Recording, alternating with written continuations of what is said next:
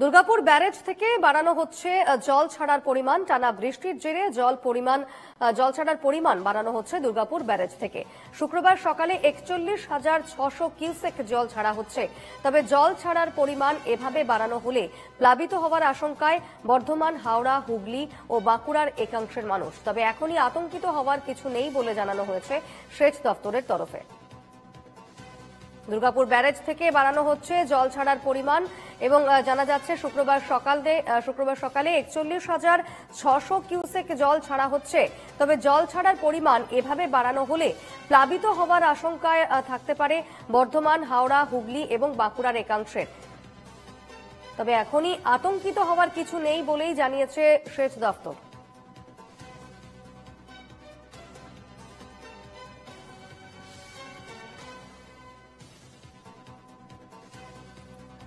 Durgapur barrage থেকে রীতিমতো জল ছাড়ার পরিমাণ বাড়ানো হচ্ছে এবং টানা বৃষ্টির জেরে জল ছাড়ার পরিমাণ বাড়ানো হচ্ছে দুর্গাপুর ব্যারেজে।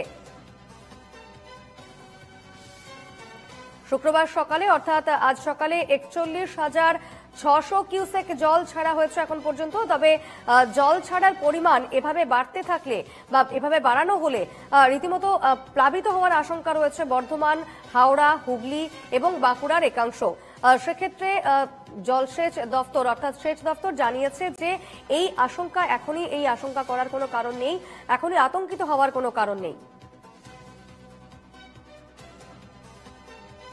কথা বলে নেব, রয়েছেন প্রতিনিধি সাধন রোজ। সাধন, কতটা জল ছাড়া হয়েছে দুর্গাপুর ব্যারেজ থেকে আজ?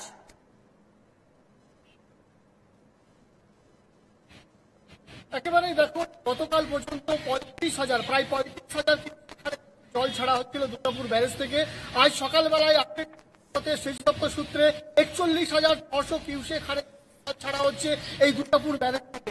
দেখো, প্রায় 3 থেকে 4 দিন গেল টানা বৃষ্টি হচ্ছে ঝাড়খণ্ডে এবং দক্ষিণবঙ্গে হওয়ার ফলে মাইথন এবং ড্যাম থেকে ধাপে ধাপে জল ছাড়া হয় এবং সেই জল কিন্তু দুর্গাপুর ব্যারেজে এসে পৌঁছানো মাত্রই সেচ দপ্তর তরফ থেকেও কিন্তু এই যে দুর্গাপুর ব্যারেজ, সেই দুর্গাপুর ব্যারেজের লকগেট কিন্তু খুলে দেওয়া হয় এবং ধাপে ধাপে কিন্তু জল ছাড়া হয়। যদিও কিছুক্ষণ আগে মন্ত্রী মানব তিনি নিজে এসেছিলেন, যেহেতু এই যে ব্যারেজের যে রাস্তা, সেই রাস্তা সংস্কারের কাজ শেষ হয়েছে আগেই, সেই রাস্তা তিনি দেখতে এসেছিলেন এবং যারা দপ্তরের আধিকারিক রয়েছেন তাদের সঙ্গে তিনি দীর্ঘক্ষণ কথা বলেন এবং যে ব্যারেজ তিনি পরিদর্শন করেন এবং তিনি জানাচ্ছেন যে ধাপে ধাপে জল ছাড়া হবে এবং সেই দপ্তরের আধিকারিকদের সঙ্গে কথা বলে তিনি যেটা জানিয়েছেন যে এখনো পর্যন্ত যে সমস্ত ডাউন স্ট্রিমে ব্যারেজ লাগোয়া যে সমস্ত ডাউন স্ট্রিমে হুগলি সহ বাঁকুড়া, পশ্চিম বর্ধমান যে জেলাগুলি বন্যা প্লাবিত হওয়ার আশঙ্কা থেকে যায় প্রত্যেক বছর, কিন্তু সেইটা কিন্তু এখনো পর্যন্ত যে হারে জল ছাড়া হচ্ছে তাতে কোনো প্লাবিত হওয়ার কোনো এখনো পর্যন্ত আশঙ্কা নেই, অর্থাৎ ভয় পাওয়ার কিছু নেই। কিন্তু বেলা বাড়ার সঙ্গে সঙ্গে যদি বৃষ্টি হয় তাহলে তখন মাইথন এবং পাঞ্চেত ড্যাম থেকে জলাধার থেকে যদি জল ছাড়ার পরিমাণ বাড়ে তখন কিন্তু দুর্গাপুর ব্যারেজ থেকেও কিন্তু জল ছাড়া হবে ধাপে ধাপে। দীপর্ণা, সেক্ষেত্রে আজ কি আবারও মেলা বাড়ার সঙ্গে সঙ্গে কি আবারও বৃষ্টি হওয়ার সম্ভাবনা আছে? কি বলছে আবহাওয়া দপ্তর? দেখো, আবহাওয়া দপ্তর সূত্রে যেটা জানানো যাচ্ছে যে বিকেলের পরে হালকা ঝোড়ো হাওয়া হতে পারে।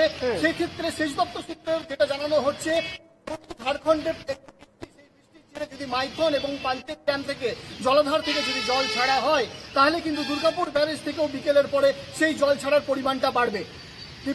অবশ্যই খবরে নজর রেখো। ধন্যবাদ সাধন। এদিকে ঝাড়খণ্ডে অতি ভারী বৃষ্টির জের মাইথন ও পাঞ্চেত থেকে 35,000 কিউসেক জল ছাড়া হলো। গতকাল ছাড়া হয়েছে 35,000 কিউসেক জল। ঝাড়খণ্ডে অতি ভারী বৃষ্টির জের মাইথন, পাঞ্চেত থেকে 35,000 কিউসেক জল ছাড়া হয়েছে। গতকালই 35,000 কিউসেক জল ছাড়া হয়েছে মাইথন এবং পাঞ্চেত জলাধার থেকে।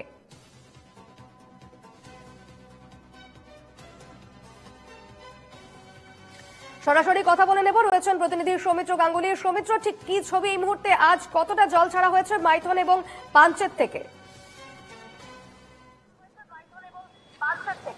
একদমই দেখো, তোমাকে আমি জানাবো যে ঝাড়খণ্ডে যে অতি ভারী একসাথে রাজ্যে যেমন অতি ভারী বৃষ্টি শুরু হয়েছে আসানসোল শিল্পাঞ্চল জুড়ে, সেরকম কিন্তু ঝাড়খণ্ডে অতি ভারী বৃষ্টি হয়েছে এবং সেই অতি ভারী বৃষ্টির ফলে সেই জল যে ডিবিসির মাইথন জলাধারে এসে পৌঁছায় এবং জলাস্ফীতি যেন না বেড়ে যায় বা জলাস্ফীতি যেন ঠিকঠাক থাকে তার জন্য কিন্তু মাইথন ইতিমধ্যে জল ছাড়া শুরু করেছে।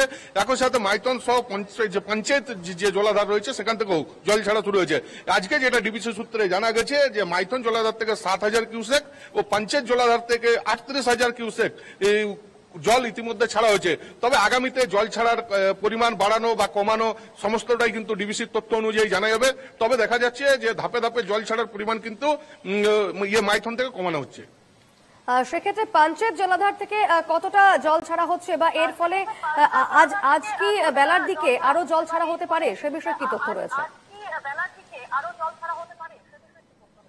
একদম দেখো, যেমন মাইথন থেকে যেমন 7,000 কিউসেক জল ছাড়া হচ্ছে, সেরকম ডিবিসির তথ্য অনুযায়ী যেটা জানা গেছে যে পঞ্চায়েত থেকে 38,000 কিউসেক ছাড়া হয়েছে, জল ছাড়া হয়েছে। তো সব মিলিয়ে বলা যেতে পারে যে জল ছাড়ার পরিমাণ আগামীতে বাড়ানো বা কমানো সমস্তটাই কিন্তু ডিবিসির যে তথ্য অনুযায়ী, যদি অতি ভারী বৃষ্টি হয় বা সেই জল যদি মাইথনে এসে মাইথন জলাধার বা পঞ্চায়েত জলাধারে এসে পৌঁছায়, তাহলে সেই জলের যদি জলাস্ফীতি বেড়ে যায় তাহলে জল ছাড়াতে হতে পারে ডিবিসিকে, এমনটাই কিন্তু ডিবিসি সূত্রে জানা গেছে। বেশ, খবরে নজর রেখো। ধন্যবাদ সৌমিত্র। এদিকে আরামবাগে টানা বৃষ্টিতে দ্বারকেশ্বরের জল উপচে জল ঢুকতে শুরু করেছে আরামবাগ শহরে। বাঁধের তীরবর্তী এলাকায় বহু বাড়ি ইতিমধ্যে জলমগ্ন। সবচেয়ে বেশি ক্ষতিগ্রস্ত আরামবাগ পুরসভার 2 নম্বর ওয়ার্ডের বাসিন্দারা। চাষের জমি জলমগ্ন হয়ে যাওয়ায় উদ্বেগে চাষিরা। সরাসরি কথা বলে নেব, রয়েছেন প্রতিনিধি তুহিন পাত্র। তুহিন, ঠিক কি ছবি এই মুহূর্তে আরামবাগে?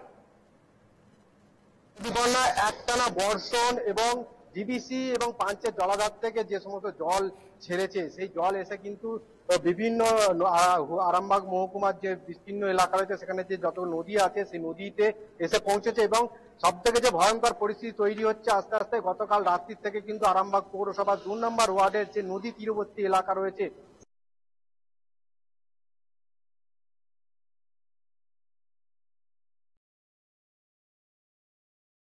আমরা লক্ষ্য করছি যে আরামবাগ মহকুমা মূলত কৃষি প্রধান এলাকা এবং সেই কৃষি প্রধান এলাকায় কিন্তু ব্যাপক একটা চাষের ক্ষতি হয়েছে, কারণ বিস্তীর্ণ এলাকা বিঘার পর বিঘা জমি আমরা দেখাবো সেই যে সম্পূর্ণ জলমগ্ন হয়ে রয়েছে।